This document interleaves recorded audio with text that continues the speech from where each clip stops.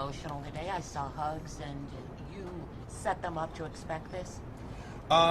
Again, until the judge actually made the order, or when any judge makes any order, you don't know what's going to happen until that gavel falls. So, again, there was a sense of optimism, but you never want to count your chickens. When and where do you expect your client to be released? That'll be up to the sheriff's office probably sometime late tonight. Recently, there was a civil suit filed, $10 million against Arizona from Merritt. Do you think that played any role in him being released today? Well, I think that's a great question. I would hope that the civil case and any potential liability in that is adjudged separately from the criminal case. Again, the state has to prove Leslie or any criminal defendant guilty beyond a reasonable doubt. So we hope that what happened is a result of the evidence in that case, and the civil matter is something else for another day.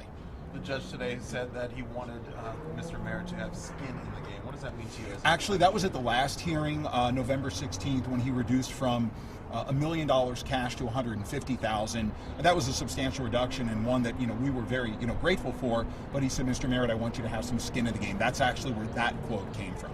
In your experience as a lawyer, when a client's bail is reduced to zero and is released with electronic monitoring only for location, what does that tell you about the case against that particular defendant? Well, it's not so much what I as a lawyer think, it's what the judge told the world today, that there was a change in the evidence, a change in the facts that he considered and he used to determine what the appropriate release conditions were for Leslie Merritt at this time, based on the evidence that is now available, as opposed to anything that we knew of previously. You spoke with Merritt, obviously, after the hearing. What was he like? He's elated. I mean, he's been locked in a box 23 hours a day for 7 months. He missed Thanksgiving. He missed Christmas. He missed his daughter's first birthday. It's overwhelming, for him. And he's grateful. He expressed his gratitude towards us, and we're proud, to do this for him. And he's just looking forward to walking out of that jail later. Where do we go from here? Disneyland, subject to the sponsorship agreement being worked out. Do you think that DPS somehow messed up with the evidence of this investigation? Obviously, something happened. One expert says one, the other one says it's enough to at least get him released. Well, as you can imagine, we have some very strong opinions, but those strong opinions are constrained by the gag order. At such time as the case terminates one way or the other and there's no longer a gag order, I'd be more than happy to share those opinions with you.